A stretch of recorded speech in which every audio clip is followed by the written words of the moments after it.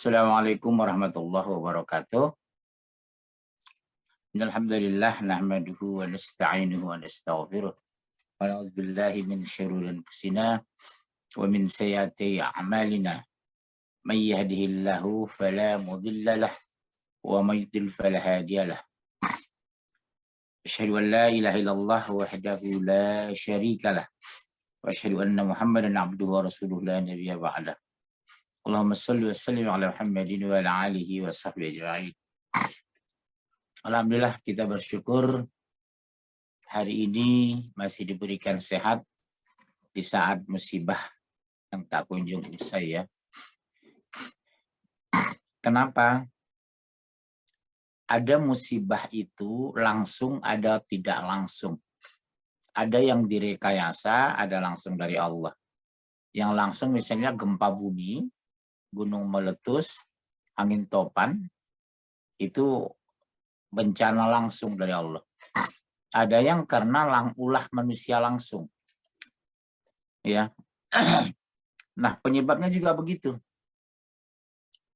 Ada diturunkan ingin menguji manusia, ada yang diturunkan memang perbuatan dosa manusia. Kalau kita merujuk kepada Al-Qur'an, surat 7 Al-A'raf ayat 96, A'udzubillahi minasyaitonirrajim. Walau anna ahlal qura amanu wattaqau lafatahna 'alaihim barakatim minas sama'i wal ardh. Sebenarnya penduduk negeri-negeri itu beriman dan bertakwa, lafatahna 'alaihim barakatim minas sama'i wal ardh. Walakin kazzabu faghaznahum bima kanu yaksibun. Seandainya penduduk negeri-negeri itu beriman dan bertakwa. Kita lihat ayat itu, hanya dua variabel sebenarnya. Amanu wattaqau, iman dan takwa. Konsekuensinya apa? La fatahna 'alaihim barakatim minas sama'i wal ardh. Pasti kami turunkan keberkahan dari langit, kami turunkan dari langit, kami keluarkan dari bumi. Walakin kazzabu, tapi mereka mendustakan ayat kami.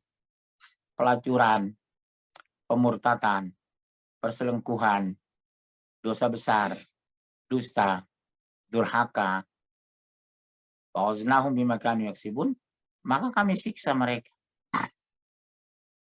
Kadang orang yang kena korban bencana itu, gunung meletus, gempa bumi, banjir segala macam, justru dari kalangan orang beriman, bukan pelaku kejahatan. Bagaimana hukumnya jadinya? Orang beriman tadi meninggal seperti gempa bumi kemarin, insya Allah mati syahid. Kena runtuhan genteng, kena apa, insya Allah mereka mati syahid. Bagi pelakunya, mereka mati sangit. Ya. Nah, sekarang kita evaluasi dulu. Apa penyebab utama terjadi musibah itu? Karena kelakuan kita atau sekitar kita, atau kita orang taat tidak pernah melakukan tindakan apa-apa. Bisa jadi. Ini peringatan terus, dan 10 tahun lalu sudah saya ingatkan sebenarnya. Pemurtatan merajalela, pelacuran di mana-mana, diskotik tetap buka. Itu kan mengundang, memicu Allah menurunkan musibah terus-menerus. Mudah-mudahan saudara-saudara kita yang korban di gempa kemarin ditakdirkan mati syahid dan orang-orang soleh, insya Allah. Ya. Tema kita hari ini kemuliaan. Ustadz tadi Al-A'raf ayat 196. Surah 7 ayat 96. Oh, 96. Oke, makasih. 96 sampai 100 itu. Ya.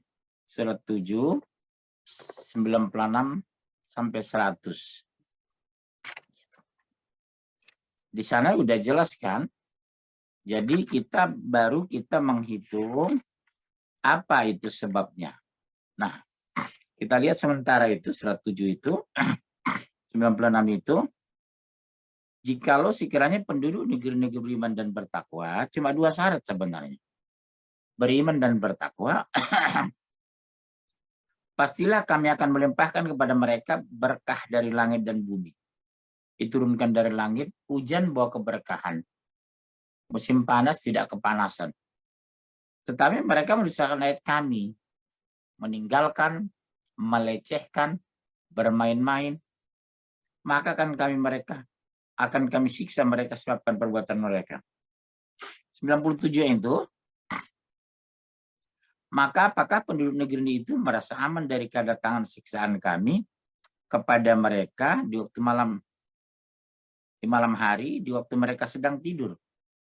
Kemarin orang sedang tidur siang itu, jam 1.25 kalau nggak silap ya Bu ya. Jadi saya lagi duduk di sofa di kamar, udah goyang itu. Ya, Masya Allah. 98-nya atau apakah penduduk negeri-negeri itu merasa aman dari kedatangan siksaan kami kepada mereka waktu matahari sepanggalan naik. Ketika apa? Sholat duha orang berlangsung. Seperti kasus tsunami di Aceh, Bu. Ya, tsunami di Aceh itu ketika sholat duha itu. Ketika mereka sedang bermain. Coba lihat, tegaskan, ketika mereka sedang bermain. 99, apakah mereka merasa aman dari azab Allah yang tidak terduga-duga? Kemarin luar dugaan kita. Padahal tidak di atas 7 skala Richter. Tapi kedalaman dia terjadi bukan di kedalaman, bukan di laut. Dia di bumi dengan kedalaman 10 km. Tiadalah yang merasa aman dari azab Allah kecuali orang-orang merugi. 100. Dan apakah belum jelas bagi orang-orang yang mempusakai suatu negeri sudah lenyap penduduknya?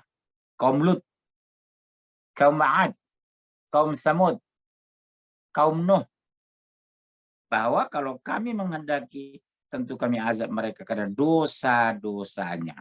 Subhanallah. Ibu lihat itu ya, ayat 100 tegas itu.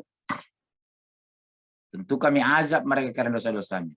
Dan kami kunci hati mereka sehingga mereka tidak dapat mendengar pelajaran dari kami. Teguran buat kita ini, Bu. Jadi orang mengatakan, ini kan sudah retakan, daerah retakan bumi. Ya kalau kita dekat dengan yang pemilik retakan, kan gampang menahan retakan itu. Ya Bu ya. Persoalannya apa? Mungkin karena dosa-dosa kita. Mereka kena seperti itu. Mudah-mudahan mereka yang kena itu bagian dari orang-orang yang beriman. Allah selamatkan mereka di padang mahsyar insya Allah. Nah itu kira-kira. Ada komentar Bu Silvi? Enggak Ustaz, cukup Ustaz. Baik. Tema hari ini, kemuliaan wanita dalam Al-Quran. Kenapa saya membahas tema ini? Karena belakangan kita ini semakin sekuler berpikir yang saya lihat. Dikit-dikit dijadikan isu persamaan gender. Persamaan gender, laki-laki perempuan sama. Bagaimana mungkin sama, jenis kelaminnya berbeda, fungsinya berbeda, tujuan diciptakan berbeda, ya, dasar penciptaan berbeda, tugas hak dan kewajiban berbeda. Islam punya paradigma baru, paradigma mulia, suci terhadap wanita. Dan dalam Islam itu wanita disucikan berbeda dengan perspektif barat. Ya Bunda ya, mendidik anak, melahirkan anak, menyusukan anak, itu beda perspektif Islam dibandingkan barat. Kita bukan American minded, bukan Euro minded, bukan Jepang minded, tapi Quran minded. Apa salah satu kemuliaan wanita dalam Islam itu? Satu, dimudahkan dia mati syahid. Wanita yang melahirkan darah nipas berlebihan, kemudian meninggal, dia mati syahid. Wanita yang kelelahan mendidik anaknya, melayani suaminya, bekerja di rumah tangga, meninggal, mati syahid. Wanita ketika berada di Madinah, haji, umrah, meninggal di Madinah, mati syahid.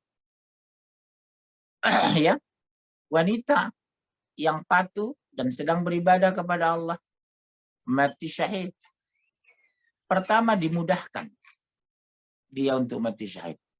Karena yang kedua, dalam Islam itu wanita tidak dibebani, tidak diwajibkan menafkahi dirinya sendiri. Ini yang bedanya kita utama. Wanita dalam Islam tidak dibebani menafkahi dirinya sendiri. Contoh, siapa yang menafkahi mereka? Waktu belum menikah ayah kandungnya, sudah menikah suaminya, setelah suami meninggal anak kandungnya laki-laki. Seulang ya Bunda, para pemirsa yang ada nonton YouTube ini, wanita itu sangat mulia. Jangan cabut kemuliaan itu, jangan lari dari kemuliaan itu, jangan hinakan diri antum dari kemuliaan itu. Apa itu? Sebelum menikah, tanggung jawabnya ayah kandungnya. Sudah menikah suaminya. Setelah meninggal suami, anak laki-lakinya. Masya Allah. Oleh sebab itu, dalam Islam itu ada job description, job desk, pembagian tugas. Muncul pertanyaan Bunda, kenapa Ustadz tidak ada kewajiban ya untuk menanggung itu? Jawabannya sederhana. Karena tugas seorang ibu itu sudah sangat berat. Sementara tugas ibu tidak bisa diambil alih oleh laki-laki. Saya ulangi Bunda, prinsipnya di sini, sangat ilmiah. 1. Kenapa wanita tidak diwajibkan menafkahi dirinya sendiri? Karena ada 3 laki-laki yang dibebankan, yang diwajibkan mengurus wanita itu. Ayahnya, suaminya, anak laki-lakinya. Alasan kedua, karena tugas wanita itu ada 3 berat. Di surat 2, 233 Bunda. Ya udah ketemu Bu Silvi. Surah 2 Al-Baqarah ayat 233. Silakan Bu Silvi boleh baca. Surat 2 Al-Baqarah 233. Langsung. Ibu-ibu silakan yang udah ketemu. Siapa duluan aja. 133 ya Ustadz? Ya. 200. 133. 233. Sorry. 233. Aku baca ya. Ya, silakan. Auzubillahiminasyaitonirrajim. Bismillahirrahmanirrahim. Para ibu hendaklah menyusukan anak-anaknya selama 2 tahun penuh. Stop. Yaitu Stop, Bu. baik. Pelan-pelan mau saya jelasin ya supaya lebih detail. Para ibu hendaklah menyusukan anaknya selama 2 tahun penuh. Ya maaf ya Bunda, mayoritas orang Indonesia menyusukan anaknya ASI eksklusif 6 bulan. Ayat ini terabaikan. Karena kita American minded, Euro minded, Jepang minded, medis minded. Bukan Quran minded. Hasil riset di Jepang, di beberapa kampus sekarang modern di Amerika, meriset ayat ini. Karena mereka selama ini bangga dengan ASI eksklusif 6 bulan, setelah itu susu sapi. Islam tidak. Kalau betul-betul disusukan 2 tahun penuh, lingkungannya sehat, anak tanpa vaksin insya Allah sehat. Tanpa vaksin, yes. Karena gizi dan nutrisi dalam kandungan ASI itu sempurna dan diciptakan Allah memang untuk bayi orok manusia. Kan paradigma itu udah mulai rusak. Ya maaf, takut darahnya kendor. Melahirkan nggak mau, dia mau sesat. Mengandung nggak mau, dia ngambil sperma yang bukan sperma suaminya. Bayi tabung. Dalam Islam kan nggak boleh, haram. Jadi paradigmanya yang berbeda. Mengandung mau bayi tabung, kalau sperma suami sih sah-sah saja secara hukum Islam. Tapi ini dari bank sperma, nggak jelas siapa laki-laki. Kan haram ya, Bu. Kedua, menyusukan, melahirkan, dia nggak mau. Dia mau sesar. Dok, tanggal berapa lahiran anak saya kira-kira? Tanggal 20 Agustus, kata dokter. Dok, bisa nggak sesar tanggal 17 Agustus jam 10 pagi? supaya pas detik-detik kemerdekaan. Sekarang pertanyaan saya, apakah kalau lahir 17 Agustus 10 jam 10 pagi ada jaminan soleh atau solehah? Belum tentu. Jadi pola pikir itu udah aneh gitu, Bu. Atau begini, tanggal berapa lahir, Bu? Dokter, tanggal 13 Oktober. Dok, sesar aja lah tanggal 10 Oktober supaya kelahirannya sama dengan papanya. Subhanallah. Saya bertanya sama orang yang itu, ya. Halo, ada gangguan, Bu? Kedengaran nggak? Kedengeran, Ustadz, kedengeran. Di sini saya ada gangguan ini. Ya.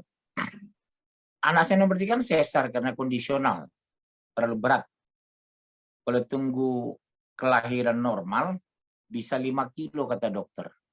Akhirnya sebelum waktunya disesar. Itu pun sudah 4,5. Itu secara medis dan agama dibolehkan. Bukan karena alasan tanggal kelahiran, alasan 17 Agustus atau 10 November. Nah, kembali ke persoalan tadi. 3 tugas ibu yang tidak bisa diganti oleh suami. Mengandung, melahirkan, menyusui. Tidak bisa di-take over suami. Karena tugas ini berat, beresiko, konsekuensinya ada 2, Bunda. Hidup atau mati. Karena tugas berat, nggak dibebani lagi, Ibu, menafkahi diri sendiri. Karena tugas sudah berat. Sementara tugas suami bisa diambil alih oleh istri. Atau lebih general, lebih makro, tugas laki-laki bisa diambil alih oleh wanita, tapi tugas wanita nggak bisa kami ambil. Konsekuensinya dari Allah, dikasih hadiah lah. Wanita, keutamaan wanita dalam Islam. Tidak dibebani menafkahi dirinya sendiri. Masya Allah. Hebat kan, Bunda? Cara Allah memuliakan wanita itu. Ya, Jadi wanita ada. Jadi Kapolsek, jadi Pangdam, Perdana Menteri, Menlu, Menteri Kesehatan, Menteri Peran Wanita, jadi camat, jadi wali kota, jadi gubernur. Lihat Indonesia. Pernah dipegang. Sampai presiden, Bu Megawati. Tapi mengandung, melahirkan, menyusui. Bisa laki-laki? No. Walaupun suami ibu profesor, doktor, insinyur, MSc, PhD, PHK, PKK. PHK, PKK, PPD, PKK. 6 gelar suami ibu. Ilmiahnya di sana, Bunda. Tugas wanita tidak bisa diambil laki-laki atau suami. Tugas suami, laki-laki, bisa semua dikerjakan wanita. Contoh, kalau suami seseorang meninggal, tidak ada warisan, tidak ada rumah, istri itu bisa mandiri sambil ngepel dia gendongan, sambil ngulek gado-gado mengurus anak. Laki-laki bekerja ninggalkan rumah, ngurus anak siapa? Makanya wanita kalau meninggal suaminya, menikah lagi itu pilihan. Tapi kalau laki-laki ditinggal istrinya, dianjurkan. Sampai salah satu ulama besar menyebutkan, seandainya aku tahu besok istriku meninggal, hari ini aku menikah. Ya, sampai ada seorang ulama, Bu, istrinya meninggal, pulang dari memakamkan istrinya, dia nggak pulang ke rumah, melamar seorang janda. Jadi muridnya bilang, guru, bukankah Bunda baru meninggal? Kenapa secepat itu guru menikah lagi? Malam pertama di kuburan istrinya, malam pertama dengan dia nikah dengan istrinya yang janda.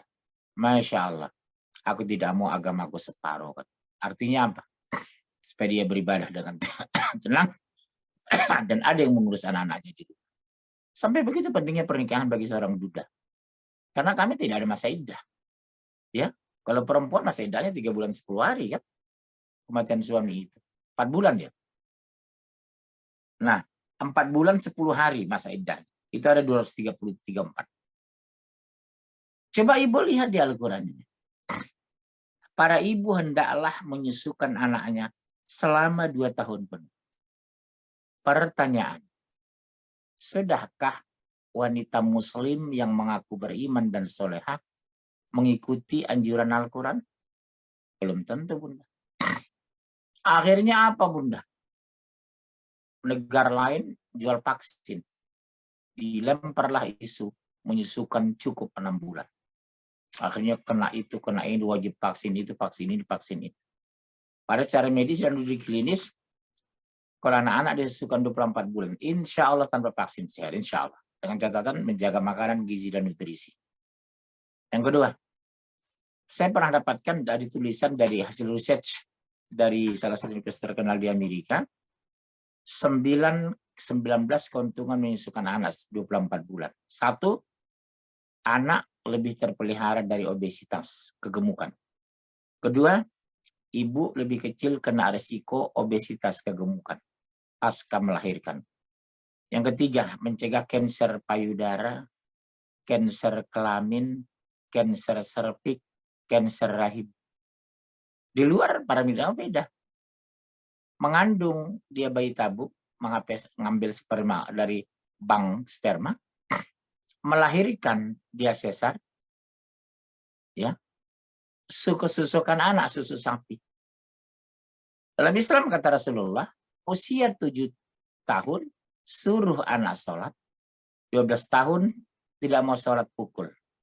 Tapi dalam arti bukan menyakiti, bukan menyiksa, tapi sebagai punishment. Ada reward, ada punishment. Ada hadiah, ada sanksi. Ini ayat ini luar biasa dalam loh, Bu. Surah 2 ayat 233 ini. Di Jepang, ini pernah dibaca ahli gizi dan nutrisi. Dia nggak mungkin 2 tahun, kata beliau. Beliau dokter bidang gizi dan nutrisi. Tapi setelah dia research, ternyata air susu ibu jika dikonsumsi anak 2 tahun penuh, jauh lebih sehat dan lebih kuat menghadapi berbagai jenis penyakit, terutama sampai umur 5 tahun. Masya Allah. Pada saat itu karena beratnya menyusukan anak, mengurus anak, Islam memuliakan wanita. Ya, contoh. Ketika Rasulullah turun dari Isra dan Mi'raj, Rasulullah mengatakan, sungguh ketemukan yang paling banyak neraka itu wanita dan siapa? Orang kaya. Tapi wanita yang bagaimana? 1, dengan mulut dia bergunjing. 2, dengan kemaluan dan berzina. Yang 3, tidak mensyukuri nafkah yang berikan suami. Artinya, yang menafkahi istri itu memang suami. Masya Allah, Bu. Jadi kalau ada suami ongkang-ongkang, itu dosa besar. Salah satu laki-laki yang paling dibenci Allah, suami yang santai, istrinya pekerja keras. Kecuali alasan suaminya stroke. Secara teori medis nggak mungkin bekerja. Kedua, suaminya udah pensiun, 35 tahun, dinas wajar, istirahat. Itu lain cerita. Yang ketiga, suami memang PHK, lost job, memang kondisional. Ini enggak, Bu, punya pendidikan. Ada kasus saya tangani. Suaminya pendidikan S2. Badan sehat. Istrinya diharapkan bekerja. Dia di mana suami? Di rumah, Pak, santai. Jam kerja keluar rumah. Jalan-jalan ke rumah temannya, sohib-sohib. Sore-sore pulang. Sekian tahun. Udah bertahun-tahun. Kan. Padahal pendidikan S2. Orangnya cerdas. Ini dosa besar, Bu. Ya, dosa besar. Laki-laki yang santai itu laki-laki yang paling dimurkai Allah. Kecuali alasan 3 tadi. Memang PHK. Kedua, stroke atau sakit permanen. Yang ketiga, yang pensiun 35 tahun sudah kerja. Kasihan kan. Yang kedua kita lihat. Yaitu bagi yang ingin menyempurnakan penyusuan. Artinya apa? Kalau secara medis anaknya sehat, boleh 6 bulan, 1 tahun boleh. Tapi ujung ayat ini nanti mencari ibu susuan. Bukan susu sapi. Karena secara teori hadis, usia 7 tahun suruh anakmu sholat. Usia 12 tahun kalau tidak mau sholat pukul, kata Rasul. Berarti umur 5 tahun minimal, anak sudah hafal bacaan sholat. 5 tahun minimal, anak sudah ngerti gerakan sholat. Kan 7 tahun harus sudah sholat. Seperti di Arab, Ibu lihat, di Madinah, di Mekah, di Qatar, di Kuwait, di Dubai. Di sana bapak biasa gendong anaknya berdua 3 bulan bawa sholat. Indonesia nggak lazim saya temukan anak-anak orok dibawa sholat gitu. Allahu Akbar digendong.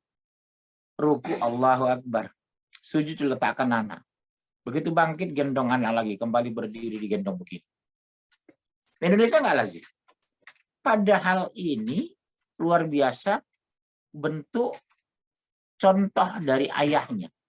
Karena yang berkewajiban mendidik anaknya bukan ibunya sebenarnya, tapi ayahnya. Dalilnya surat 31 Luqman ayat 13. Ya bunayya la tusyrik billah. Inna syirka la zulmun azim. Ya. Ya bunda ya, udah ketemu? Buka bunda. Surah 31 Luqman ayat 13. Silakan yang udah ketemu. Ya bunayya la tusyrik billah inna syirka la zulmun azim. Yang mendidik anak pertama akidah tauhid itu ayah bukan ibu. Indonesia enggak. Kalau kita survei, kalau bapak ibu-ibu ada psikolog atau psikiater di sini, coba lakukan survei ilmiah.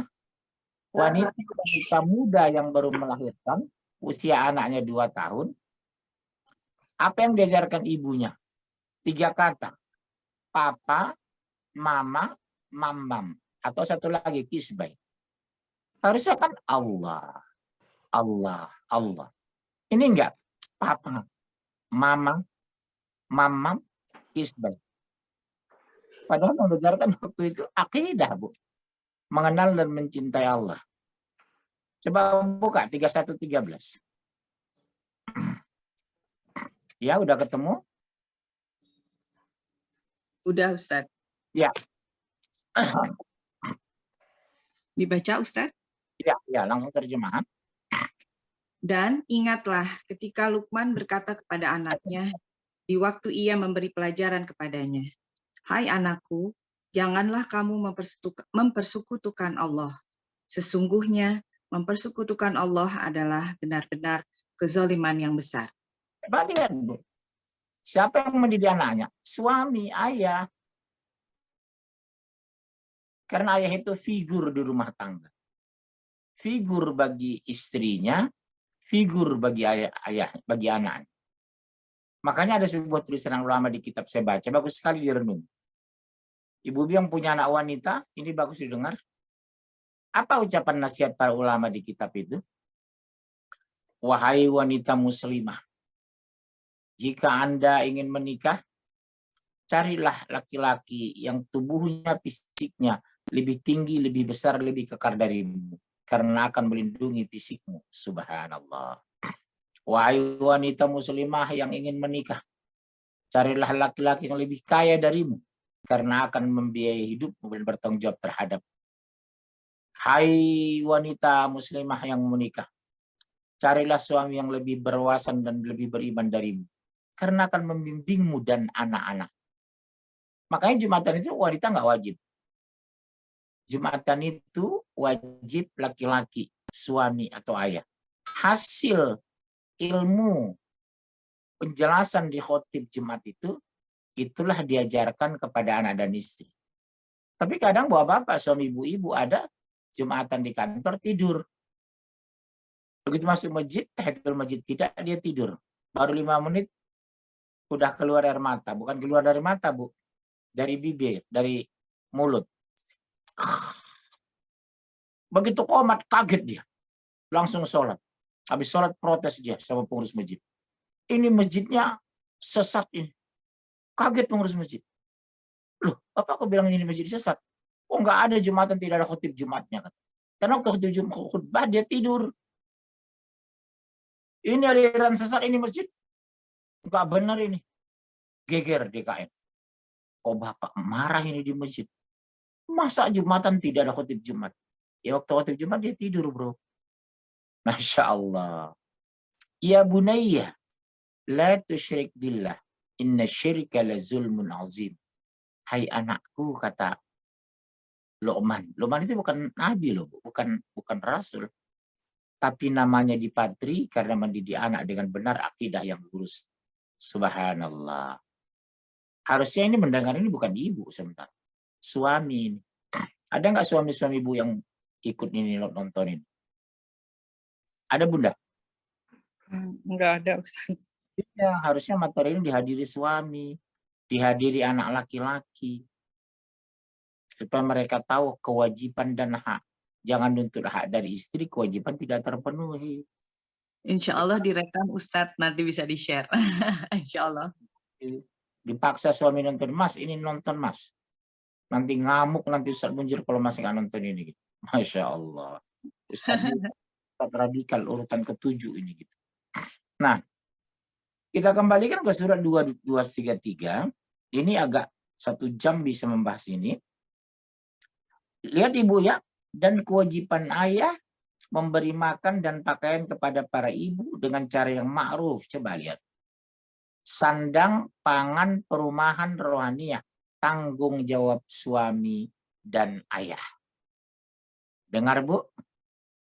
Sandang, pangan, perumahan, rohaniah, nasihat, advisor, fungsi ayah advisor. Berarti benar kata ulama tadi. Carilah suami yang badannya lebih besar, lebih tinggi. Agar melindungi fisikmu kalau jalan-jalan ke Cianjur, ke Makassar, ke Medan. Dia bisa menjaga anak dan istrinya.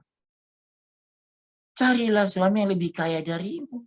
Kalau cewek matre, sah-sah saja atuh. Tapi bukan mendahulukan uang daripada kasih sayang. Malah dasar cewek matre. Terus kalau nggak ada materi gimana mau makan istri anaknya atuh Bu? Wajar-wajar istri itu cewek materi. Karena harus punya rumah, punya kendaraan, tidur pakai AC. Makanya kata Rasulullah dalam sebuah hadis Sahih Bukhari, salah satu ya keluarga ideal itu punya tempat tinggal yang lapang. Minimal kamarnya 4. Ini sih bahasa saya, bukan bahasa hadis itu sempat. Kamar tidur pertama untuk kita suami istri, kamar tidur kedua untuk laki-laki, kamar tidur ketiga untuk anak perempuan, kamar tidur keempat untuk ayah dan ibu setelah mereka pensiun dan tua nanti. Karena laki-laki bertanggung jawab menjaga, membiayai, melindungi ayah dan ibu kandung. Jadi rumah saya itu ayah dan ibu saya, bukan mertua. Indonesia mayoritas tinggal di rumahnya adalah mertuanya, bukan orang tuanya. Harusnya mertuanya tanggung jawab anak laki-lakinya gitu. Indonesia cenderung yang tinggal di rumah ibu, orang tuanya ibu. Harusnya orang tuanya suami. Karena dulu yang menyekolahkan suami orang tuanya, bukan orang tua ibu. Indonesia dibalik-balik. Mertua tinggal di rumah, orang tuanya laki-laki, susah di Batu Retno, menderita di Garut, hidup di kampung di Cianjur. Sementara besannya orang tua istri, besannya, mertua dari anak laki-lakinya, tinggal di rumah dia, ya dosa besar laki-laki itu. Seperti rumah ibu misalnya. Siapa yang tinggal di rumah ibu sekarang? Mertua ibu. Karena dia yang sudah berjasa membesarkan suami ibu. Itulah kalau teori syariah. Karena apa? Kewajiban ayah memberi makan dan pakaian kepada para ibu dengan cara yang ma'ruf. Pengertian ayah di sini berarti bertanggung jawab juga terhadap anak. Apa pengerti ma'ruf itu, Bu? Makanan yang halal dan thayyiban. Pakaian yang syar'i. Maaf ya Bu, saya harus jujur. Masih banyak keluarga muslim yang belikan celana kepada anak laki-lakinya termasuk di atas lutut. Laki-laki kan nggak boleh, Bu. Aurat itu, celana pendek di atas lutut. Bukan hanya wanita saja punya batasan aurat. Di Indonesia yang diributkan, oh pakai jilbab dong, aurat wanita, rambut nggak boleh kelihatan. Anak laki-lakinya celana pendek, kok SMA keluar. Oh bukan anak laki-laki, suami ibu ada yang cuci mobil celana pendek di atas lutut. Main tenis celana pendek. Goes celana pendek. Jogging pagi celana pendek. Ngantar istrinya ke pasar celana pendek. Ditegur harusnya. Pak itu aurat, Pak. Celana papa di atas lutut itu aurat bagi laki-laki. Aurat laki-laki itu pusar sampai lutut, batasannya ditutup. 90% ibu-ibu di Indonesia membelikan celana pendek kepada laki-laki yang sudah balik di atas lutut. Lihat anak-anak sekarang. Keluar rumah, naik motor, jalan-jalan, pakai celana pendek. Saya kadang terbang ke Medan, terbang ke Pekanbaru, terbang ke Makassar. Pakai celana pendek, pada dingin kan di pesawat. Laki-laki kan ada batasan aurat juga. Maaf Bu ya, di grup ini mungkin ada di antara kita. Harus kita robain. Aurat kan, siapa yang bertanggung jawab? Ayahnya nanti. Boro-boro ayah bertanggung jawab. Ayah sendiri keluar rumah pakai celana pendek kok. Jogging, goes, main tenis, main golf. Ini renungan, mungkin istilah lain nggak negur ini. Kalau yang saya tegur. Karena saya juga punya anak laki-laki 3 orang. Kita nggak belikan celana pendek di rumah. Pulang ke rumah anak-anak pakai training. Pakai celana jeans, pakai sarung. Anak saya waktu kelas 4 SD sudah ganti baju aja. Kan aurat, kabur ke kamarnya. Buka ganti baju di kamar. Karena dari kecil nggak kita beli celana yang di atas lutut. Kita kan selalu ribut aurat laki-laki, perempuan. Terus aurat laki-laki kenapa nggak diperhatikan?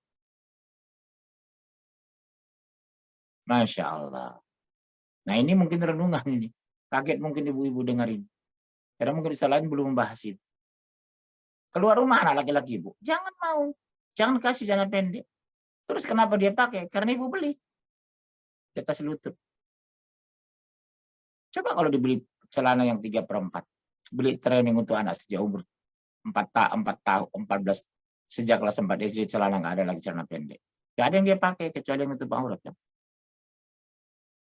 Nah itulah pengertian ma'ruf di sini. Makanannya ma'ruf yang halal dan thayyiban. Ini keluarga modern sekarang. Tiap hari ke mall makan-makan. Sekali-sekali boleh ya. Tapi kalau terus-terusan Ahad Sabtu, akhirnya pemborosan kan. Sekali makan 2 juta. Sebulan berapa 8 juta. Kan mendingan kita pakai sedekah. Ma'ruf ini luas maknanya. Pakaian dipenuhi tapi tidak buka aurat. Memberikan yang berhijab kepada perempuan, celana pendek di bawah lutut laki-laki. Kedua, pakaiannya. Kedua, makanannya. Ada makanan halal, tapi tidak thayyib. Contohnya, suami ibu sudah kena diabetes stadium 4 misalnya. Berarti konsumsi nasinya berhentilah. Sudah tidak thayyib bagi kesehatan. Halal nasi halal, tapi untuk pribadi nggak thayyib. Ibu asam urat berarti berhenti, tidak thayyib lagi makan kacang. Ibu mah parah, nggak boleh makan pisang ambon sembarangan. Makan kangkung, makan daun singkong, makan ketan. Udah tidak thayyib bagi kesehatan. Halal. Inilah dengan cara ma'rufin. Seseorang tidak dibebani, ya Bu ya, melainkan menurut kadar kesanggupannya. Apa artinya? Betul di atas Allah menjelaskan. Sandar, pangan, perumahan, tanggung jawab suami. Wanita jangan dibebani lagi. Dia sudah capek mengandung, melahirkan, menyusui. Idealnya di rumah tangga harus ada pembantu. Rasulullah punya pembantu. Abu Bakar punya pembantu. Saya sejak anak lahir saya punya pembantu. Sejak lahiran saya. Rumah saya ngontrak kecil 3 kali 7 meter lebih kurang, saya sudah pakai pembantu. Karena istri itu bukan babu, tapi ratu. Di rumah-rumah Pak saya lihat, nyuci, ngopel, nyapu, semua istri berusaha anak. Itu bukan tugas wanita sebenarnya. Kewajiban siapa ayah? Tapi di sini ayah, ada ayat. Seseorang tidak dibebani melainkan menurut kadar kesanggupannya. Kalau suami sudah kerja keras, nggak sanggup, konsekuensinya suami yang mengerjakan. Pak, suami saya gajinya kecil, nggak sanggup gaji pembantu, nggak ada masalah. Tapi nyapu ngepel dibantu dong. Suami nyuci, istrinya trika. Suami ngepel, istri yang nyapu. Suami yang belanja, istri yang masak. Ini istri semua, Bunda. Islam itu luar biasa melindungi wanita. Pak, nyuci ya Pak, saya yang nyetrika. Pak, ngepel ya biar saya nyapu. Pak, tolong jaga anak ya, saya yang belanja. Jadi fair gitu loh. Ya, ini ayat ini luar biasa dalamnya nih ayat ini. Karena Allah tidak mau membebani wanita karena tugasnya sudah berat. Tanggung jawabnya berat. Mengandung, melahirkan, menyusui. Wahnan ala wahni wa fisolu. Berat bertambah berat. Tapi keluarga-keluarga di Indonesia, istri jadi babu dan pembantu. Coba perhatikan di Indonesia ini. Karena nggak ngerti hukum. Suaminya tahu tapi mengabaikan hukum. Istrinya tidak mempelajari Al-Quran. Cuma baca Quran. Celakanya lagi, Ustadz tidak menjelaskan secara detail. Ini luar biasa loh dalam ayat ini. Kemudian, janganlah seorang ibu menderita kesengsaraan karena anaknya. Dan jangan pula ya seorang ayah menderita kesengsaraan karena anaknya. Contoh, ada seseorang ibu memaksakan anaknya S2, S3 ke Melbourne, ke Sydney, ke Houston, ke California. Harusnya tahu diri dong sang istri. Nak, mohon maaf ya nak. Kami belum sanggup menyekolahkan kamu S2 ke sana. Kamu berprestasi ya nak. Nanti kalau kamu berprestasi, tamat SMA, bisa mengajukan lamaran beasiswa S2 ke kedutaan Inggris, Prancis, Jerman, Belanda, Saudi Arabia. Mereka tiap tahun buka kesempatan beasiswa nak. Tapi prestasi akademis kamu diperbaiki nak ya. IPK kamu S1 minimal 3,2. Bahasa asing minimal 2. Bahasa Arab Inggris, Arab Jerman, Arab Prancis, Arab Swedia, Arab Rusia, Arab Turki. Oh iya, iya. Dorong anak berprestasi, tapi ngomong, mohon maaf ya nak, kami belum sanggup meneruskan kuliah kamu ke luar negeri. Apalagi ke Eropa, itu euro 16.000 lebih nak. Gaji ayah cuma PNS, cuma 8,7 juta. Sekadar Indonesia iyalah di UI, UGM, ITB, Undip, USU insya Allah. Tapi S2 belum sanggup. Ini nih. Jangan karena anak, ayah sengsara, ibu juga sengsara. Terus bagaimana lagi? Ini ujung ayat menarik Bu, kita sikat. Coba Ibu baca gitu. Dan waris pun berkewajiban demikian. Apa maksudnya Bu? Ayahnya ayah. Kakeknya ayah, saudara laki-laki dari ayah, ikut sebenarnya bertanggung jawab. Contoh terhadap 4 hal, Bu. Akekah. Kedua, fidyah. Ketiga, hutang. Yang keempat, kasih sayang. Meninggal suami seseorang. Siapa yang bertanggung jawab? Hutangnya, meneruskan anaknya, kakeknya, ayah mertua ibu. Siapa lagi? Saudara kandung laki-laki dari suami ibu. Bukan keluarga ibu semua. Pertama akekah. Ibu melahirkan anak. Hari ke-7 harus akekah. Bukan 7 hari setelah kelahiran. Hari ke-7. Dimulai hari apa lahir? Rabu. Hitung Rabu. Rabu, Kamis, Jumat, Sabtu, Ahad, Senin, Selasa. Maksimal Selasa sebelum azan maghrib udah disembelih kambing 2 karena ibu laki-laki. Hari ke-6 ibu ngomong sama suami, Pak, besok akekah tanah kita 2 kambing. Maaf ya Bu, nggak ada uang. Oh nggak bisa suami asal ngomong gitu. Telepon ayahnya, mertua ibu, kakek suami, saudara kandung suami yang laki-laki terutama. Adik papa kan orang kaya di Medan punya kebun karet. Abang papa kan punya pabrik batik di Pekalongan. Ini ayat. Ahli waris pun bertanggung jawab. Tapi di Indonesia, keluarga itu berdiri sendiri. Yang kaya ya kaya aja, yang miskin ya terpuruk. Akibat apa? Silaturahim tidak dijaga sejak awal nikah. Kalau silaturahim dijaga, saling mengunjungi. Yang miskin tahu diri, yang kaya membantu. Sekarang Indonesia saya lihat, Bu. Yang kaya kaya aja, yang miskin. Adik kandungnya miskin susah. Masnya orang kaya 3 kali setahun naik haji, umroh. Adik kandungnya di Garut, di Cianjur. Makan aja susah. Padahal kewajiban, adik kandungnya laki-laki kok. Abang kandungnya di Garut kok. Nah ini yang harus kita koreksi nih pola pikir kita keluarga muslim. selalu berdiri sendiri dan mengurus sendiri. Ini dalil loh, Bu, ini. Ahli waris pun berkewajiban demikian. Apa itu? Sandang, pangan, perumahan, rohaniah. Sudah ibu meninggal. Oh, bertanggung jawab pada utang-utang. Yang kedua, akekah. Apalagi setelah akekah? Fidyah. Abangnya tertua, A-nya umur 70 tahun. Adiknya umur 55, 45. Tinggal di Bandung, orang kaya. A-nya di Jakarta, hidup pas-pasan. Hari tua kena stroke, otomatis sakit permanen. Bukan fidyah, tapi bukan kodo, tapi fidyah. Anaknya masih kecil, belum sanggup. Ayah mereka sudah meninggal. Siapa yang bertanggung jawab terhadap AA yang ada di Jakarta? Adiknya yang di Bandung, orang kaya yang laki-laki.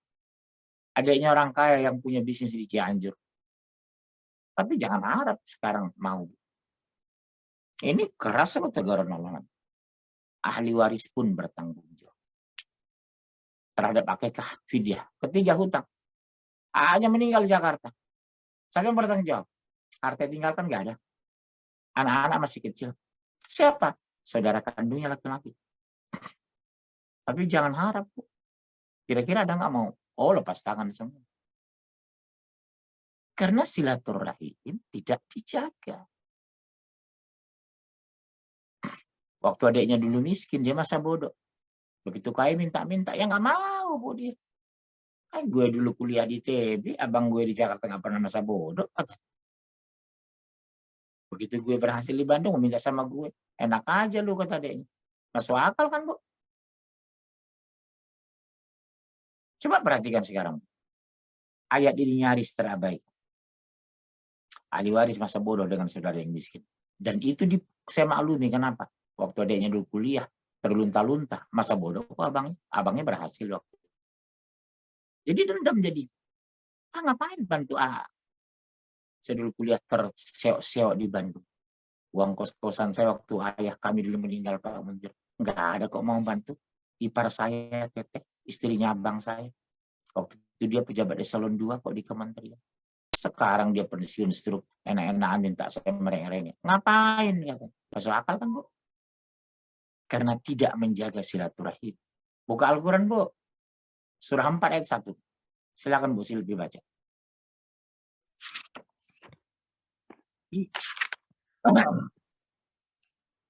Bismillah. Wahai manusia, bertakwalah kepada Tuhanmu yang telah menciptakan kamu dari diri yang satu, Adam. Dan Allah menciptakan pasangannya, Hawa, dan dari dirinya. Dan dari keduanya Allah memperkembangbiakan laki-laki dan perempuan yang banyak. Ya. Bertakwalah kepada Allah yang dengan namanya kamu saling meminta. Dan peliharalah hubungan kekeluargaan, sesungguhnya Allah selalu menjaga dan mengawasimu. Coba lihat itu. Ya ayuhan nas taqu rabbakumul ladzi khalaqakum min nafsin wahidah. Hai sekalian manusia, bertakwalah kepada Allah. Betul ya, Bunda ya? Yang telah menciptakan kamu dari diri yang satu, itu dari Adam. Dan daripadanya Allah menciptakan istrinya. Dan daripada keduanya Allah memperkembangbiakan laki-laki dan perempuan yang banyak. Lihat 2 kali kata takwa diulang lagi, 3 kali. Dan bertakwalah kepada Allah yang dengan mempergunakan namanya kamu saling meminta satu sama lain. Berarti harus saling menolong. Iya. Dan pelihara hubungan silaturahim. Kenapa saling menolong? Karena satu rahim. Menjaga keluarga. 2 bulan sekali nelpon adik di Bandung. Minggu kedua nelpon teteh di Cianjur. Ini kan jarang, Bu. Masa bodoh. Meninggal iparnya, cuek. Terlunta-lunta iparnya jadi janda. Padahal suami iparnya itu adalah abang kandung. Dalam Al-Quran tadi ahli waris bertanggung jawab. Jaga silaturahim, kata Allah. Tapi Indonesia, cuek, Bu. Cuek, bro. Hebat kan ayat dari Quran itu. Apa itu? Pelihara hubungan silaturahim. Allah mengasihi kamu loh. Tapi seperti tadi itu, Bu. A aja duluan berhasil, alumni ITB, tinggal di Jakarta. Begitu eselon 3 di Kementerian gaji lumayan, pendapatan fasilitas lengkap. Ada yang nomor 5, baru kuliah S1 di Unpad. Minta tolong dong uang semester. Ayah lagi nggak ada uang. Ngapain? Dibalik kalau rezeki itu. A-nya umur 58 tahun pensiun, adiknya mekar-mekarnya pejabat di eselon 2. Oh, stroke abang. Si A stroke. Dia bantu A. Ngapain A? Ingat nggak waktu saya dulu kuliah di Unpad, Fakultas Teknik? Pernah A bantu ongkos Rp1? Enggak kan A? Mikir A. Karena ini diabaikan.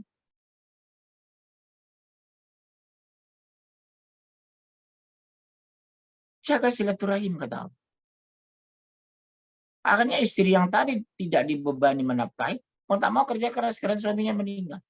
Harusnya saudara kandung suami.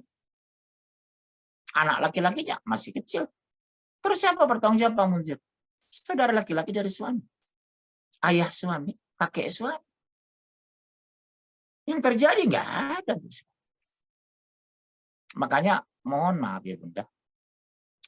Tolong biasakan hubungan silaturahim kedua belah pihak. Ibu biasakan, dekatkan, akrabkan anak ibu dengan saudara ayah dan saudara ibu. Nak telepon uak nak di Bandung, itu abang kandung ayah. Waktu ayah dulu kuliah, uak yang nanggung biayanya. Telepon nak ya. Nak telepon bibimu, adik ibu nak yang ada di Cianjur. Waktu kamu kecil, ibu harus bekerja. Yang ngurus kamu itu bibimu loh, adik ibu yang paling kecil dulu di Cianjur. Sebulan sekali nelpon. Lebaran, jangan ke Ancol. Jangan ke pusat hiburan. Jangan ke Waterboom. Pulang atuh kampung. Perkenalkan anak ke saudara suami. Perkenalkan anak ke saudara ibu. Nak, ke rumah bibimu ya nak. Adik mama ada perempuan. Suatu saat mama meninggal, dia bertanggung jawab, itu ganti ibumu ya nak. Salam nak, salam peluk bibi. Itu peluk uak nak. Itu pengganti kakekmu itu, abang tertua dari ayah. Dulu berjasa membantu ayah waktu kuliah. Itu tugas ibu, iya.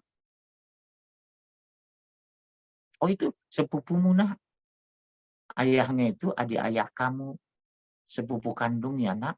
Kalian biasa udah, kami nggak ada, uak nggak ada, papamu nggak ada. Kalian saling menolong ya nak. Kamu sepupuan ayah. Itu tugas ibu, Bu.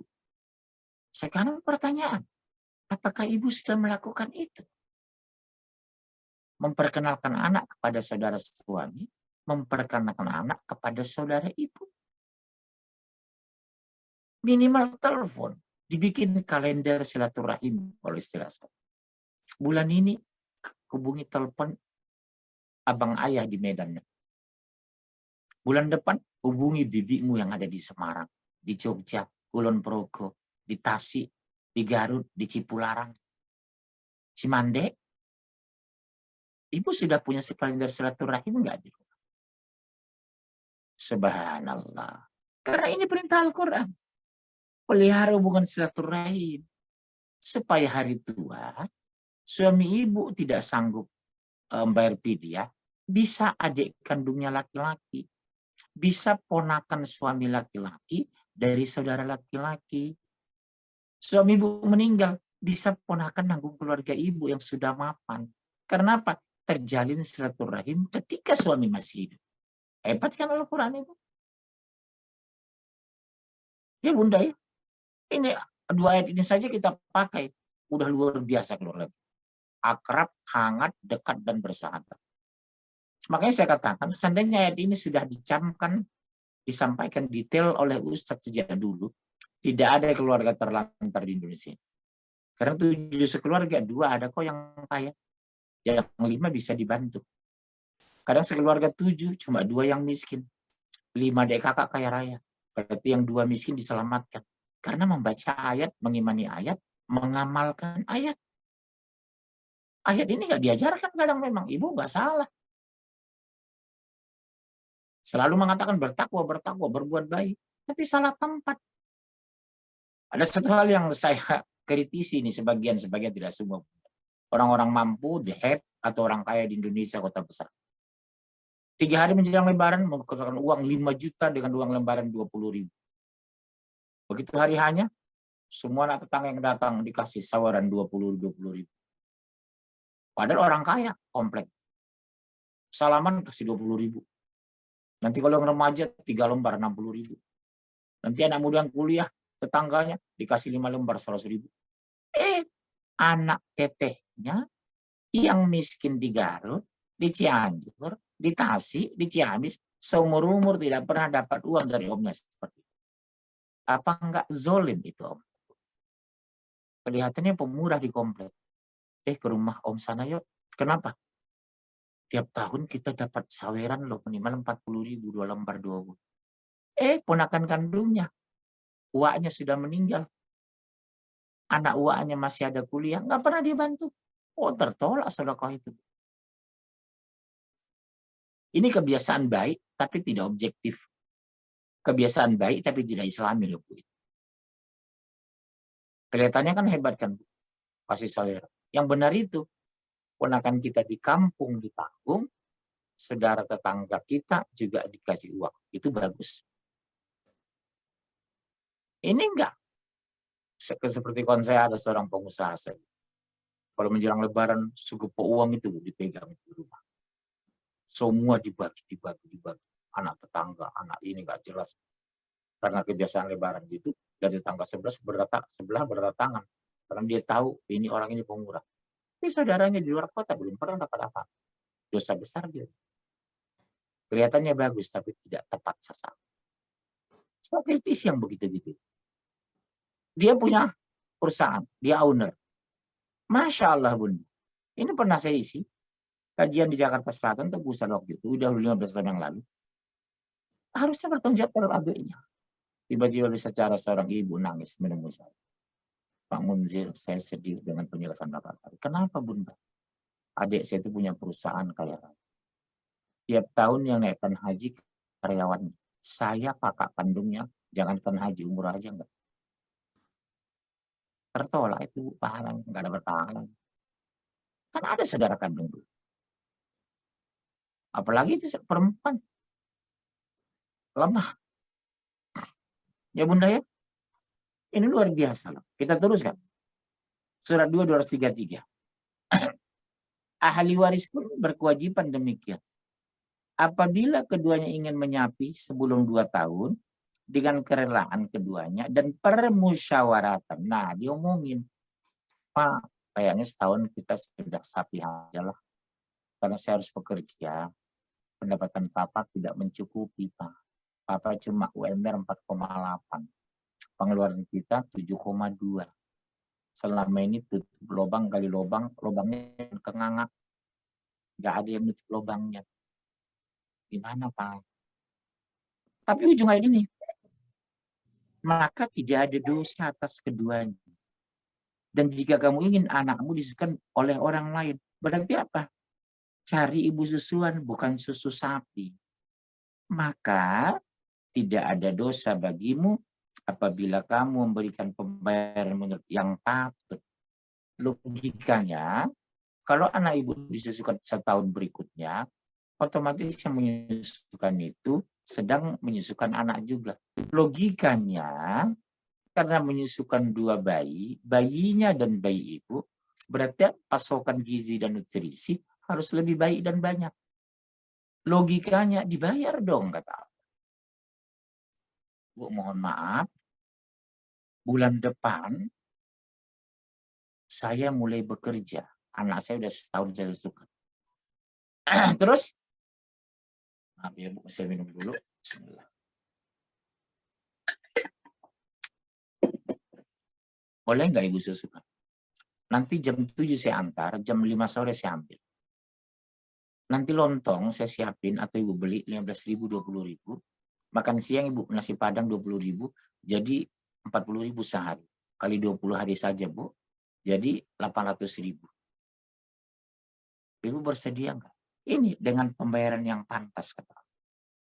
Jadi kita bisa bekerja, gaji ibu 4,8, bayar susunya, bayar ibu itu untuk sarapan pagi dan siang sekitar 1 juta kok.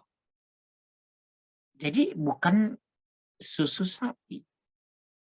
Susu sapi cocoknya untuk sapi, bukan untuk anak ibu. Karena dibiasakan ASI eksklusif ditambah 1 tahun lebih susu sapi, umur 7 tahun anak sudah sholat nak, mau persis sapi. Nah, ini konsekuensinya Bu ini. Al-Quran nggak seperti itu. Tidak salahnya cari ibu susu. Dan lihat ibu ini ujungnya itu setelah maka tidak ada dosa bagimu apabila kamu memberikan pembayaran menurut patut yang sah. Bertakwalah kepada Allah dan ketahuilah bahwa Allah Maha melihat apa yang kamu kerjakan. Biasa yang menyusukan ASI eksklusif yang diteruskan dengan susu sapi akan diminta pertanggungjawaban Bunda. Kok kasih susu sapi, kata Allah.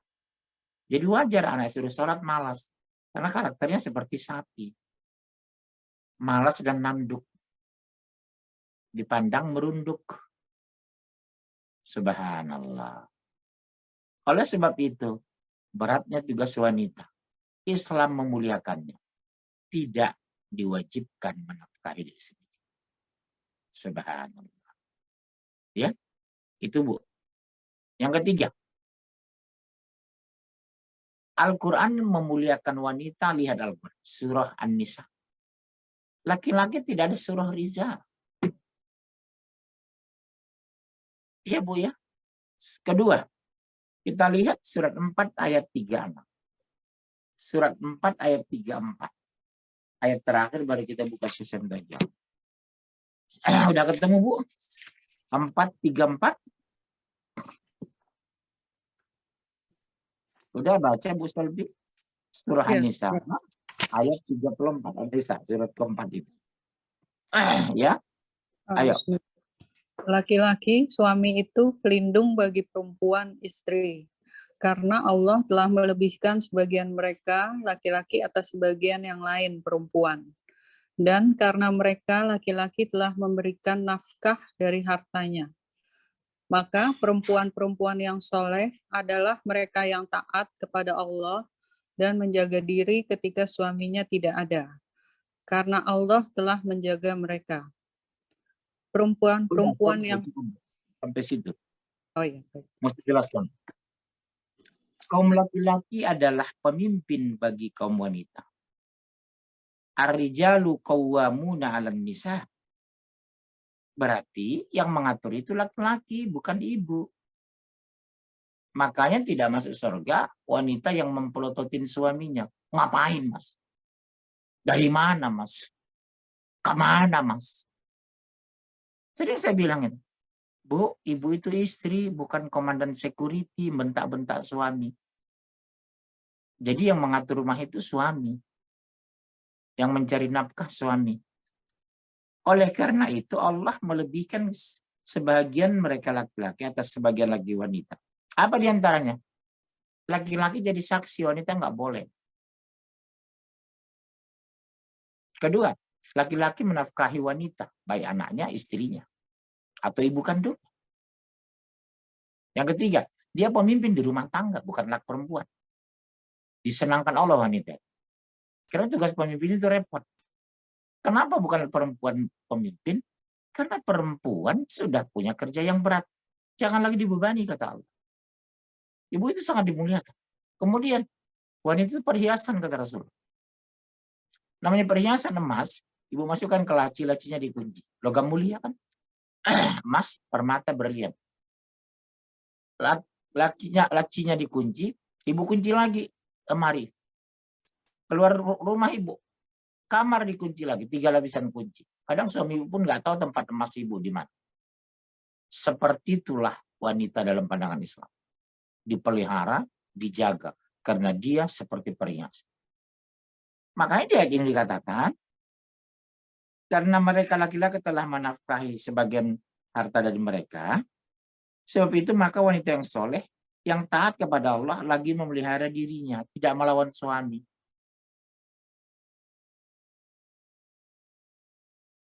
Di Indonesia terbalik sekarang. Tidak semua ya Bunda. Ibu saya lihat, nggak pernah ayah saya menuangkan nasi. Dibikin ke piring, air dituangkan, serbet disiapkan, makan didampingi. Sekarang cenderung kan nggak begitu. Ma, tolong tambah nasi. Kan ada dispenser. Ma, minta air dong. Kan ada ini. Apa namanya? Ada dispenser, ada rice cooker. Ma, tolong kobokan. Kan ada wastafel. Pada fungsinya itu di rumah melayani suami. Dia depan WA, Bu. Lihat ini. Rizky Bilar. Lihat Lesti dia. Perjalanan Lesti. Lihat Sambo. Istrinya, suaminya makan sendiri. Ma, nambah dong. Kan ada dispenser, ada rice cooker. Subhanallah. Tugas istri itu melayani. Kenapa dilayani? Karena suami udah capek kerja.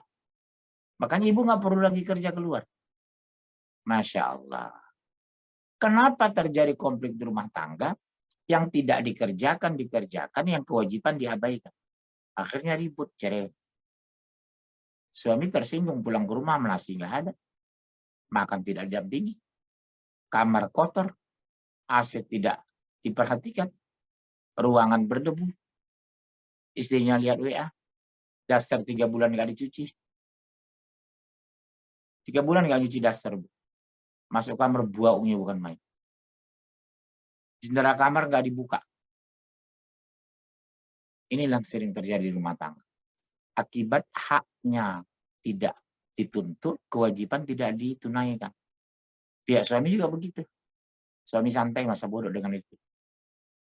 Pendapatan kurang, nggak mau ikhtiar. Nah, kesimpulannya apa, Bu? Jangan lagi rusak kemuliaan itu. Satu, sudah ada suami bertanggung jawab. Yang kedua, tanggung jawab ibu menjaga kemuliaan suami, menjaga kemuliaan anak keluarga. Kalau suami dunia keluar kota, jangan ikut-ikutan keluar diam-diam. Teh, tinggal di mana sekarang? Abdi mah di Jakarta Selatan. Ke rumah ya teh, kita jalan-jalan yuk ke Bandung 3 hari. Kenapa? Suami Abdi mah 5 hari tugas ke Medan. Begitu suaminya berangkat pagi, jam 8 malam dia berangkat ke Bandung, dia tinggalkan rumah. Haram, Bu, dosa besar. Tugas wanita menjaga harga dirinya, keluarganya, suaminya, dan harta yang ditinggalkan suami. Suami kan dinas ke Makassar 5 hari. Jangan keluar rumah. Ini kebiasaan kadang ada, tidak semua. Bu. Teh, ke rumah tuh kenapa? Besok mah kita jalan-jalan ke Bandung 3 hari. Kenapa teh? Suami Abdi mah lagi dinas ke Medan 5 hari. Nanti 2 hari sebelum suami pulang, kita pulang ya teh, supaya jangan tahu kita keluar kota. Subhanallah. Sampai kembali pulang itu laknat Allah. Karena dia meninggalkan tempat tanpa izin suami. Kedua, tidak ada keperluan mendesak dan mendadak. Sementara suaminya tugas keluar kota. Kesimpulan hari ini apa, Bu? Wanita sudah sangat dimuliakan. Tolong jangan hinakan. Wanita sudah dijaga Allah. Jangan liar lagi. Wanita sudah itu. Jangan kemana-mana kalau nggak perlu. Ya, Masya Allah.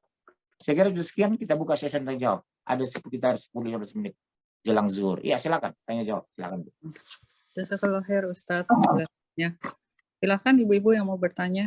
Bisa langsung atau lewat chat.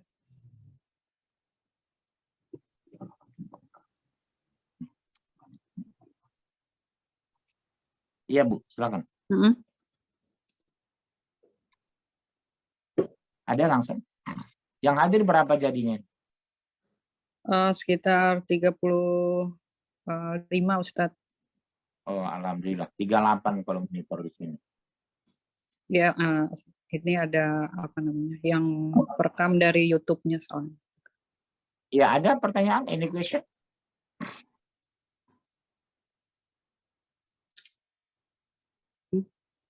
Ibu-ibu silakan, ibu-ibu memanfaatkan waktunya. Apa sudah ngerti atau ada yang tersinggung? Mungkin ada yang tersinggung. Ini Ibu Susi kayaknya. Yuk silakan Bu Susi, ini Ustadz. Ya, baik. Assalamualaikum Ustadz Munzir. Waalaikumsalam. Ibu Susi di mana nih? Saya tinggal di Cidodol, Kebayoran Lama, Ustadz. Oh, iya, iya. Ibu Susi orang Padang, orang Jawa, orang Sunda. Orang Jawa tapi ada turunan Bataknya, Ustadz. Oh iya, Masya Allah. Logatnya masih kelihatan kental. Pejabat peranakan Jawa Batak. Iya, iya. Apa pertanyaan Bunda? Gini, Ustadz. Tadi Ustadz kan bilang salah satu tugas wanita adalah menyusui, melahirkan, Mengandung dulu. menyusui, melahirkan yang tidak bisa digantikan oleh suami atau laki-laki. Iya, betul. Salah satu dari memberi kita menyusui itu yang diwajibkan dalam Al-Quran adalah 2 tahun. Iya. Nah, saya berhubungan dengan menyusui ini, Ustaz. Ya. Tadi Ustaz bilang dengan menyusui bisa menghindari dari CA, payudara. Ya. Ya. Sekarang nih saya sendiri penderita CA payudara. Saya menikah, saya mempunyai anak, saya menyusui 2 tahun lebih. Ya. Tapi Allah titipkan saya CA payudara, Ustaz. Ya. Cancer. Nah, sekarang jadi dari pernyataan Ustadz itu bagaimana, Ustadz, dengan yang saya derita ini. Tapi saya sebenarnya nggak menderita juga sih, Ustadz. Penyakit itu ada 2. Ya. Ada penyakit atau musibah diturunkan karena kualitas iman. Iman ibu bertambah diuji dengan penyakit. Alhamdulillah. Ada penyakit diturunkan karena dosa. Ya. Jadi kita mengukur di kita. General theory bisa kita pakai, tapi tidak bisa jadikan case. Contoh beginilah. Satu orang pelacur, itu hidupnya sengsara di hari Tuhan. Pelacur yang lain nggak sengsara kok, Ustaz. Karena Allah menurunkan musibah menurut dia, bukan menurut kita gitu. Ya, betul. Secara teori, Bapak Ibu cek itu data, penyakit kanker terendah di dunia di Timur Tengah. Ya. Yang paling tinggi kanker payudara, kanker serviks, kanker kelamin, kanker rahim di Eropa dan Amerika. Jadi pakai general theory. Boleh jadi Allah berikan kepada ibu karena kualitas iman ibu iman semakin meningkat, ibu makin taat. Diuji Allah. Masya Allah. Ini ada am hasibtum an tadkhulul jannah walamma ya'lamillahu alladhina jahadu minkum wa ya'lamas sabirin. Apakah kamu merasa akan masuk surga, kata Allah? Belum nyata sisi Allah siapa yang berjihad, siapa yang sabar. Jadi boleh jadi ibu sakit itu ingin menguji iman, bukan karena ibu melakukan dosa besar. Ya, Ustaz. Jadi positif tinggi aja kepada Allah. Ya, husnul. Seperti saya loh. Di umur 17 tahun saya sakit-sakitan sampai sekarang. Sakit mah, asam urat, kolesterol, diabetes segala macam. Kena hujan dikit saya sudah demam, kena gerimis saya sudah sakit. Logika saya, loh saya kan pulang dari masjid mengajar Al-Quran, kok gerimis sakit. Sementara preman disambar petir aja nggak mati. Iya, betul. Iya kan? Iya, iya, Ustaz. Mana gitu? Iya, iya. Saya tiap hari mengajarkan Quran, as-sunnah, firman Allah, kesuciannya dijamin, kemuliaannya tinggi. Kok gue kena gerimis saja sakit? Preman disambar petir cuek gitu. Iya, Ustaz. Nah, sama dengan kasus ibu tadi. Loh, saya kan udah menyusui usia 2 tahun. Saya jaga kesehatan. Oh berarti Allah menguji iman ibu. Karena musibah itu diturunkan di surat 30 ayat 41, apa kata Allah? Agar mereka kembali ke jalan yang benar. Kedua, iman ditingkatkan. Karena orang seandainya meninggal kena kanker payudara, itu mati syahid loh. Ada hadisnya soal kanker paru-paru, kanker payudara. Kalau meninggal dan dia sabar, ikhlas dari penyakit itu, mati syahid, enak malah. Kenapa orang itu kena dapat mati syahid kompensasi? Karena sakitnya bukan main. Ayah saya meninggal karena kanker. Tapi saya bilang, insya Allah ayah menyongsong bau sorga. Amin. Amin. Iya, jemaah saya pernah Bu, maaf ya Bu, ada 3 orang. Doakan saya Ustaz, saya kena kanker stadium 4, sudah di kemo 20 kali, udah membusuk bau. Jangan nangis ya Bunda ini akan menyongsong sorga ini. Amin. Minggu depannya Bu, ibu itu mana? Udah meninggal Ustaz. Gimana? Ada yang ibu melihat jenazahnya? Ada, kenapa? Senyum lebu wajahnya. Subhanallah. Karena ada hadisnya. Orang yang kena kanker payudara itu mati syahid. Orang kanker paru-paru mati syahid. Orang yang ketimpa genteng, gempa segala macam mati syahid. Syaratnya tidak syirik, tauhidnya harus benar. Jadi ada kadang general case, ada case per case. Can you speak English? Enggak, Ustaz. Bahasa Jawa aja, Ustaz. Ibu pinter buat Inggris. Ada general case, kasus umum, ada Iya. case per case. Iya. Contoh begini Bu, yang paling gampang. Pak, teman saya itu sholat enggak, puasa enggak, apa-apa enggak, tapi badannya sehat loh Pak. Sementara gue sering kemis, bengek, Iya. gue rajin baca Quran, ekonomi susah, tender nggak pernah menang, saya dilecehkan. Justru karena ibu beriman itu diuji. Dia apa yang diuji, sholatnya kagak kok. Sama dengan ibu, kasus ibu sekarang. Ibu ngaji rajin, pengajian bapak ibu, baca Quran tiap malam 2 juz. Allah uji ibu. Jangan mundur, maju terus. Insya Allah, Ustaz. Allah begitu. Maju Sudah- terus. Sudah 22 tahun, Ustaz. Saya. Masya Allah. Nanti begini aja deh. Ibu hubungi istri saya, ada yang insya Allah terapi untuk itu. Insya Allah. Adik saya kanker, kakak saya kanker sembuh. Total sekarang. Ada saya kemarin kanker rahim, total sembuh. Masya Allah. Dengan apa, Ustaz? Pengobat. Pokoknya nanti hubungi telepon istri saya. Oh ya. Ada terapi. Saya melalui Ibu Silvi, Ustaz. Ada saya itu kanker rahim. Ipar Hmm. saya kanker payudara. Sekarang total. Sudah dibawa ke Pineng. Hasil lab, uji lab bersih, clear dan clean kata dokter di Pineng. Alhamdulillah ya. Alhamdulillah terapi. Nanti minta nomor HP saya dan Bu Selfie. Nanti Ya. biar istri ngasih nomor HP-nya. Ya? Ya, baik Ustaz. Terima kasih banyak. Jazakallah khair, Ustaz. Oh, iya. Yuk, satu lagi. Iya, mohon doanya juga ini, Ustaz. Adik saya kandung. Hmm. Ternyata kemarin divonis dokter dia kena CA, udah langsung SCA, udah langsung stadium 4 ke lambung dan usus. Subhanallah. Nah, kemarin dia udah ceritalah ke keluarga kalau dia tuh harus segera operasi dan nanti akan memakai kantung yang di luar tubuhnya yang setelah operasi dia memakai kantung itu sepanjang ya insya Allah kalau dia selama dia hidup gitu Ustaz. Oke, nanti malam secepatnya hubungi istri saya. Besok Iya. pagi. Besok hari apa, Bu? Besok Kamis Ustaz. Ya, nomornya yang terapi udah. Udah dikirim nomor yang terapis itu ke Bu Silvi. Minta ke Bu Silvi. Bilang Oh, kalau Iya Ustaz. Baik nanti Ustaz. terapis itu bilang atas nama Ustadz Munzir ya. Oh baik Ustaz, alhamdulillah. Nama 3 kali ya. Iya Ustaz. Nah, itu gue.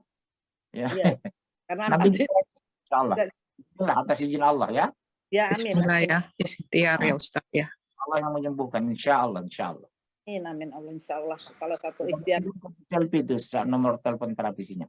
Ya Ya. Ustaz Ridwan ya Ustaz ya. Ya. Baik Ustaz. Baik, terima kasih banyak Ustaz. Yuk. Waalaikumsalam warahmatullahi wabarakatuh. Waalaikumsalam. Ini ada pertanyaan Ustadz di chat. Ustadz mau tanya kalau mencari ibu persusuan harus diteliti keturunannya, termasuk kesehatan dan sebagainya, karena mengingat di Indonesia jarang ditemukan. Jazakallah khair. Karena kualitas susunya mempengaruhi perkembangan fisik anak. Yang kedua, cari ibu yang solehah, bukan preman berlan. Ya, karena ibu susuan itu ibu kedua setelah ibu kandung. Kedua, jelaskan kepada anak, kamu jangan coba-coba mendekati ta'aruf kepada anaknya, nak. Itu haram kamu nikahi. Makanya setelah besar, ibu wajib memperkenalkan anak kepada ibu susuan. Anak saya kan punya ibu susuan yang nomor 1. Jadi kalau kami pulang kampung di Jawa Tengah, kita bilang, ini Bu susuan kamu ya nak. Kalau kamu nanti bekerja ada rezeki, lebihkan dia. Ini umi kedua setelah umi kandung kamu. Dan nggak boleh nikah dengan anak-anaknya. Nanti takutnya nggak kenal yang anak kita S2 di Sydney, dia S1 di Sydney, kenalan nikah. Tiba-tiba kita ketemu, ternyata susuan. Haram. Cari ibu yang taat, ibu yang soleh, ibu yang sedang menyusui. Jangan ibu preman bajak laut jadi ibu susuannya. Seperti Rasulullah punya ibu susuan, Halimatus Sa'diyah. Betul kan, Bu? Oke, ya itu jawabannya. Harus pastikan dulu keturunannya, akhlaknya, keimanannya. Ya, jangan anak kita jatuh kepada ibu susuan yang nggak benar. Wallahu a'lam bishawab. Terus. Oh, mungkin udah cukup jelas ya, Mbak Lica. Silahkan yang lain. Ada yang mau langsung? Langsung boleh? Mumpung saya masih di Indonesia, silakan.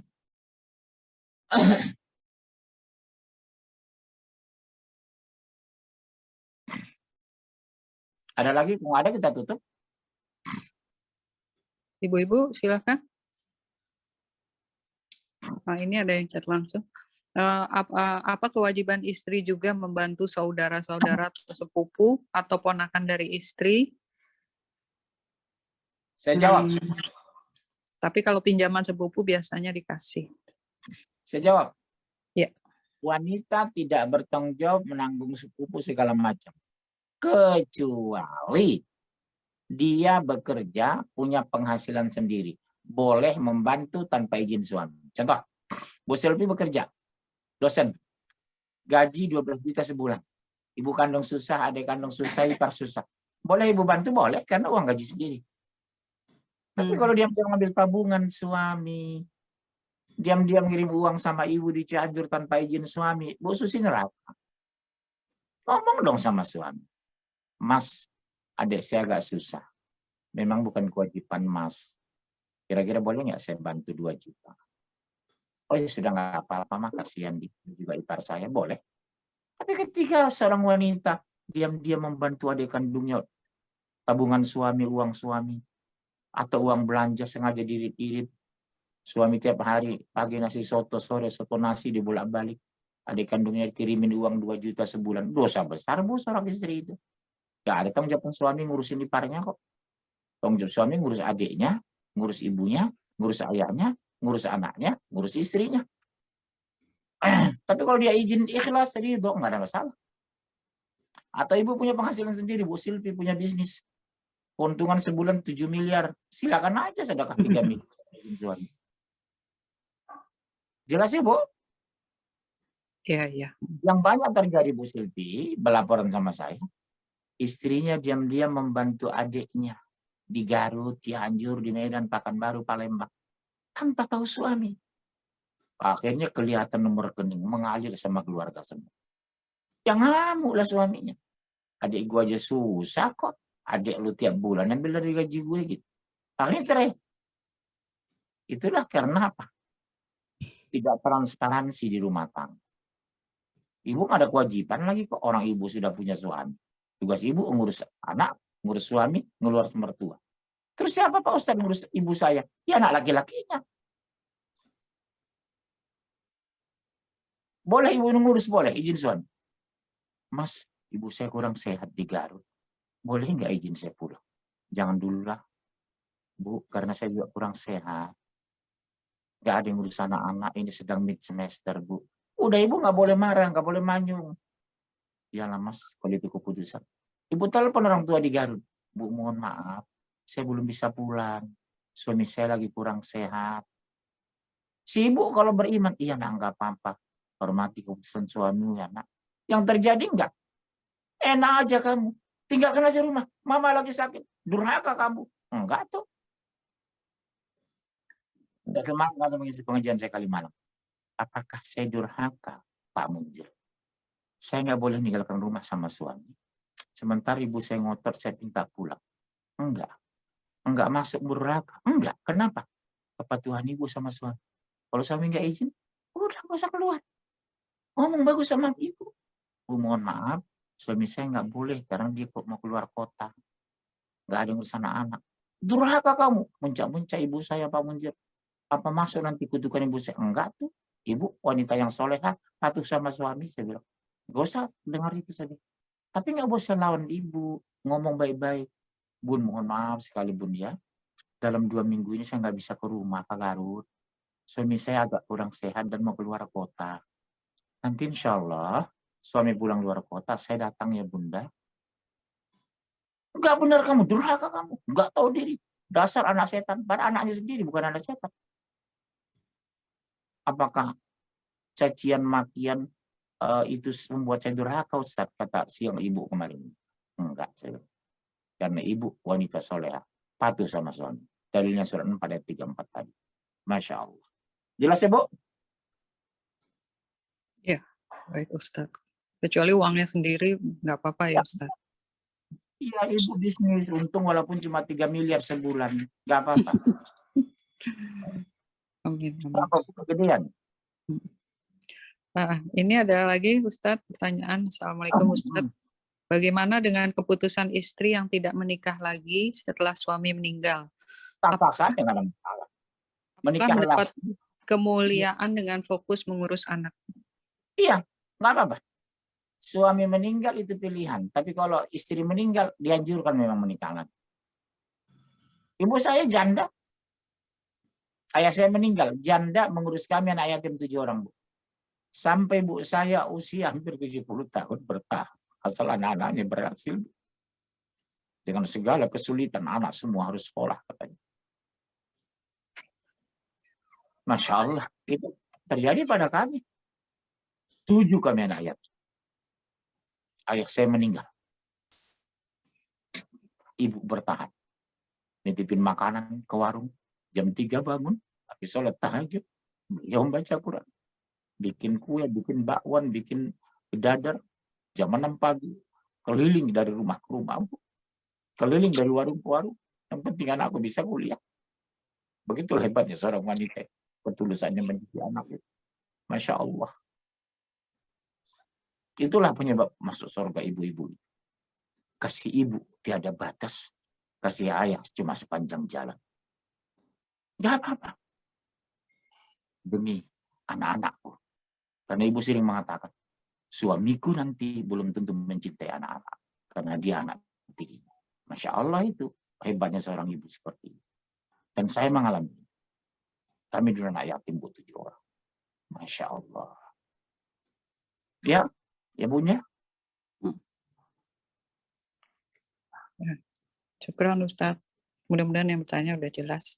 Silakan ada lagi yang mau bertanya?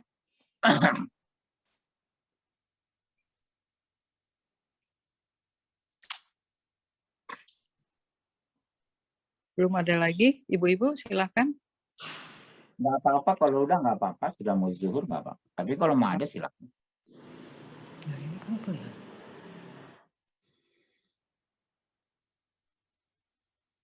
Assalamualaikum Ustaz, saya mau tanya boleh? Nama atau nama saha atau saha. Bu Amalia Rusli. Ya, ini Pak Ustadz, saya mau tanya soal operasi sesar tadi kata Pak Ustadz kan wanita itu takdirkan melahirkan sebaiknya secara normal gitu ya Pak. Iya, iya. Tapi saya ini melahirkan dua-duanya, kebenaran ada kasus sesar. Diharuskan sesar karena tulang panggul dalam saya sempit dan bayinya besar. Jadi kalau melahirkan normal itu beresiko tinggi kata dokternya. Jadi akhirnya kami putuskan untuk melakukan sesar. Itu 2 kali melahirkan saya dua-duanya sesar. Itu apakah salah Pak Ustadz? Nggak apa-apa. Kalau ada kasus nggak apa-apa ya? Iya, kalau ada alasan syariah membahayakan nyawa anak dan ibu boleh. Oh boleh ya. Gugurkan anak aja boleh, Bu. Kalau ancaman bagi ibu dan anak, ambil yang paling ringan risikonya, korbankan anak. Boleh? Oh iya. Kira-kira dokter, kalau ini dipertahankan anak, ibu dan anaknya mati nih. Terus siapa yang paling diamankan? Ibunya. Karena kalau anak mati, tidak ada punya tanggung jawab. Kalau ibunya meninggal, dia punya kakak. Dia punya suami. Korban sama dengan anak saya nomor 3. Belum bulannya, sekitar 1,5 bulan atau 1 bulan waktu itu. Dicek di kandungan, Bu. Udah 44 kilo. Masya Allah. Kata dokter, kalau kita biarkan lahir normal, itu di atas 5. Agak berisiko melahirkan normal. Akhirnya kita ambil tindakan di sesar jam 5 subuh. Alhamdulillah selamat. Jadi kalau alasan begitu boleh. Yang saya bilang tadi, karena alasan, supaya kelahirannya sama dengan saya Ustaz. Supaya tanggal 17 Agustus. Nah itu berarti kan mengada-ngada itu sudah. Iya. Paham. Ya. Alasan medis dan uji klinis berbahaya boleh. Iya. Ya, jazakallah khair, Ustaz. Ya, wa iya. Udah cukup? Sepertinya nggak ada lagi ya, Ustadz. Ibu-ibu udah nggak ada yang mau tanya. Kesimpulannya adalah 1, wanita tidak dibebani menafkahi diri sendiri karena wanita sudah punya tugas yang berat, mengandung, melahirkan, menyusui. Muliakan mereka. Kedua, wanita dalam Islam dianggap perhiasan, harus dijaga, dipelihara, dibiayai, dan dibela. Yang ketiga, wanita menyebarkan keturunan. Jaga mereka supaya keturunan mereka berkualitas memenuhi bumi ini. Itulah barangkali kesimpulan saya. Tema berikutnya, kajian berikutnya sedikit provokatif saya ambil. Apa, Bu? Menyikapi suami yang mirip Fir'aun. Iya. Insya Allah Ustadz. Jazakallah khair Ustadz atas waktunya dan Ya, saya sama Bu Rita dengan Bu Kati ya. Iya Ustadz, mereka soalnya sedang dalam perjalanan, mungkin signalnya. Saya pikir monitor dari Cianjur tuh. Sambil bakso susah barangkali ya. Ya, mudah-mudahan saudara kita di Cianjur yang meninggal diampuni oleh Allah, yang hidup limpahkan kesabaran, yang berikan bantuan diberikan keberkahan. Ya Allah. Terima kasih dari saya. Doa kafaratul majelis.